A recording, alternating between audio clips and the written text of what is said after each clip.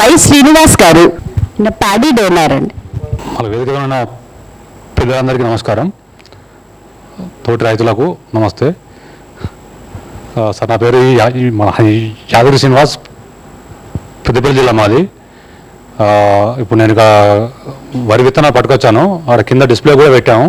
అంటే మన దేశీయ విత్తనాలు మన రంగురంగులో ఉంటాయి, తర్వాత వివిధ పంట కాలాలు ఉంటాయి అన్నట్టు మనం రెగ్యులర్గా ఇటువంటి మీటింగ్ అయినా చూస్తుంటాం కదా. అయితే దాని మీద మరింత ఆసక్తి రావడం కోసం ఏం చేశానంటే, నా దగ్గర నేను సాగు చేస్తున్న రకాల్లోంచి ఒక 200 పైన ఉన్నాయి నా దగ్గర ప్రస్తుతం అందుబాటులో. దాంట్లోంచి ఆ వడ్లు ఎట్లా ఉంటాయి, దాంట్లో కూడా బియ్యం ఎట్లా ఉంటాయి, అంటే నల్ల పొట్టున్న వడ్లల్లో లోపల తెల్ల బియ్యం ఉన్నాయా, నల్ల బియ్యం ఉన్నాయా, లేకపోతే ఎర్ర బియ్యం ఉన్నాయా, అవన్నీ ఏంటంటే ఒకటే బాక్స్లో డిస్ప్లే చేసి కింద పెట్టాము. ఇప్పుడు అందుబాటులో ఉన్నాయి, మనం లంచ్ టైంలో చూద్దాం అక్కడ. అయితే మనం దేశవాళీ విత్తనాలు అనుకుంటున్నాం, తర్వాత పురాతన విత్తనాలు అనుకుంటున్నాం కదా. ఒక చిన్న విషయం ఏంటంటే, దీంట్లో మనం కొంచెం డైవర్ట్ అయ్యి మాట్లాడుకున్న మాట ఏంటంటే, అసలు భూమి పుట్టినప్పుడు మన నాగరికత పుట్టినప్పుడు విత్తనం పుట్టింది, నాటు విత్తనం పుట్టలే, విత్తనం పుట్టింది. తర్వాత హైబ్రిడ్ విత్తనాలు, తర్వాత వేరే F1 విత్తనాలు, ఇంకా జెనెటికల్లీ మాడిఫైడ్ విత్తనాలు రావడం వల్ల మళ్ళీ మన పూర్వ విత్తనాన్ని నాటు విత్తనంగా మళ్ళీ మనం కొత్తగా చెప్పుకోవాల్సి వస్తుంది. ఎందుకంటే ఇప్పుడు అసలు కోడి పుట్టింది, నాటుకోడి పుట్టలే, కోడి అనేది పుట్టింది. బాయిలర్ కోడి రావడం వల్ల దీనికి నాటుకోడి అని మనం దాన్ని డివైడ్ చేసుకున్నాం.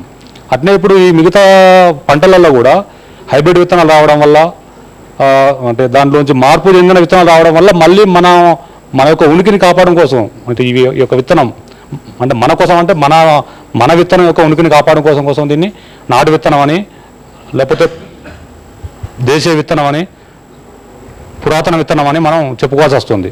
కానీ ఇది విత్తనం, ఇది మన మూల విత్తనం అనుకోవాలి. దీన్ని కాపాడుకోనికి, దీనికి ఏదైతే మన స్థాయిలో మనం గోదార్థ వ్యవసాయం చేస్తున్న దాంట్లోనే ఈ దేశవాళీ రకాలు కూడా చేస్తున్నాం. అయితే నేను యాక్చువల్గా మన అగ్రికల్చర్ డిపార్ట్మెంట్లో ఏఈఓ పనిచేస్తా, ఇంటి దగ్గర వ్యవసాయం చేస్తా, ఈ రెండు కంటిన్యూస్గా చేస్తుంటా. అయితే మాకేంటంటే రైతులు మాట్లాడినప్పుడు ఎక్కువ, నేను మీటింగ్లలో మాట్లాడినప్పుడు అక్కడ కానీ ఎక్కువ టైం ఏం లేదు. మీకేంటంటే మీరు జనరల్గా మీకు పొలం ఎంత ఉంది అంటే, నాకు ఎకరం ఉంది అంటారు, 2 ఎకరాలు అంటారు. ఆ 2 ఎకరాలు ఎక్కడి నుంచి ఎక్కడ రాకుండా అంటే, సపోజ్ ఒక 10 గొలుసులు అడ్డం, 10 గొలుసులు నిలివేస్తే మళ్ళీ 2 ఎకరాలు అవుతుంది యావరేజ్గా మన తెలంగాణ లెక్కలో. ఇంత విస్తీర్ణం నీది కదా, మరి దీంట్లో లోతు ఎంత నీది, భూమి ఎంత? ఇప్పుడు ఈ యొక్క భూమి యొక్క వైశాల్యంలో మొత్తం అంటే నీకు దీన్ని పొక్కకుండా పోతే కింద అమెరికా చదా కూడా నీదేనా?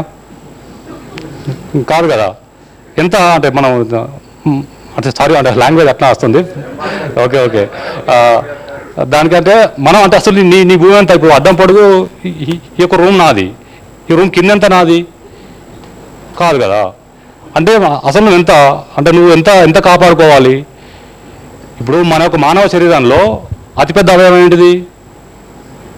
చర్మం. అంటే అది ఒక ఎక్కువ, అంటే కన్నులాగానో వెంట్రుకలాగానో ఎంతో కనిపించేది, మొత్తం బాడీ అంతా కనిపిస్తుంది. దీనికి ఏమన్నా అయితే దీనికి కట్టడం ఎంత ఈజీ. ఒకవేళ దాన్ని పట్టించుకోకపోతే అది జరిగే నష్టం ఎంత? అట్టనే మన యొక్క ఇంత భూమి వైశాల్యంలో, భూగోళం యొక్క వైశాల్యంలో నువ్వు పండించే పంట, నీ యొక్క నేల, మనమంతా భూమి గురించి మాట్లాడుతున్నాం. యాక్చువల్గా నేల, మొన్న డిసెంబర్ 5 నాడు ప్రపంచ మృత్తిక దినోత్సవం అయింది, నిన్న రైతు దినోత్సవం అయింది.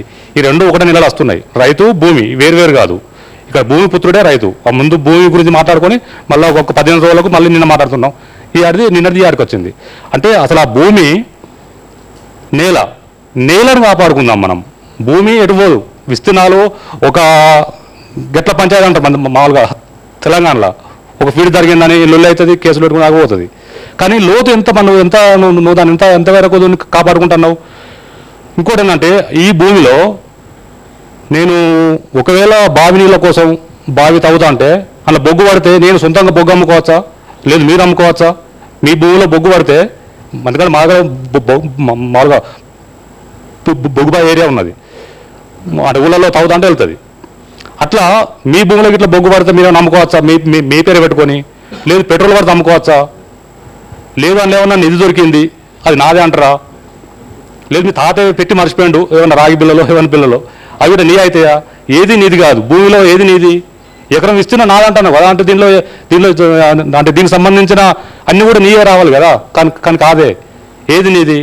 నువ్వేదైతే పంట పెడుతున్నావో ఆ పంట వేరు ఎంత లోతు పోతుందో అంతే నీది కదా. ఎంత ఈజీగా దాన్ని కాపాడుకోవడం.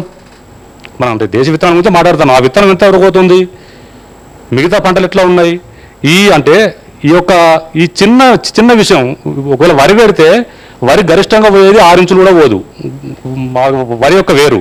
మామిడి చెట్లు అయితే ఒక 4 ఫీట్ మినిమం 4 మీటర్ దాకా పోతుంది దాని ఒక పంటను బట్టి, భూమి బట్టి.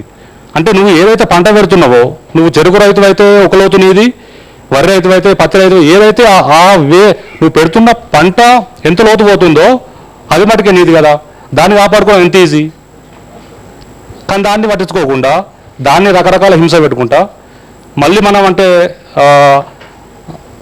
కెమికల్ ఫార్మింగ్లో ఎన్నైతే చేయాల్సిన పనులన్నీ, చేయాల్సిన శిక్షలన్నీ భూమికేసి మళ్ళీ మనం ఆల్రెడీ మనందరం మారిన వాళ్ళమే. అంటే మనం ఇక్కడికి వచ్చినామంటే మనందరం మారిన వాళ్ళమే. దీన్ని ఇంత విస్తీర్ణంగా పెంచాల్సిన అవసరం ఉంది. అది ఇటువంటి వేదికల ద్వారా